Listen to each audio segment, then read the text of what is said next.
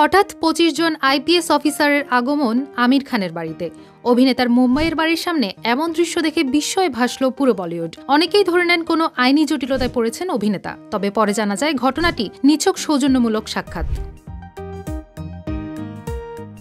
সম্প্রতি মুম্বাইয়ের বান্দ্রায় অবস্থিত আমির খানের বাসভবনে হঠাৎ করেই হাজির হন ২৫ জন ভারতীয় police service officer. Video viral হওয়ার পর জল্পনা আরও বাড়ে। অবশেষে আমির খান নিজেই বিষয়টি স্পষ্ট করে জানান, এটা ছিল শুধুই এক সৌজন্য সাক্ষাৎ। আইপিএস অফিসারদের একটি ব্যাচ মুম্বাই সফরে ছিলেন। তখন মুম্বাই পুলিশের পক্ষ থেকে অনুরোধ আসে দলটি যেন তার সঙ্গে কিছু সময় কাটাতে পারেন। আমির সেই অনুরোধে সাড়া দিয়ে নিজেই তাদের আমন্ত্রণ জানান তার বাসায়।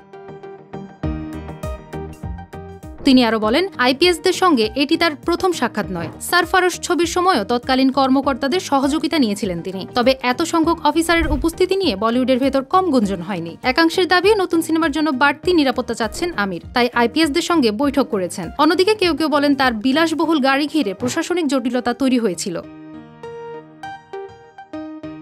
তবে আমির এসব গুজব নস্যাৎ করে জানান, ১ ঘন্টার আলোচনায় শুধুই সৌজন্যবোধ ও পেশাগত আদান প্রদান হয়েছে, যার সঙ্গে সিনেমা বা নিরাপত্তার কোনো সম্পর্ক নেই।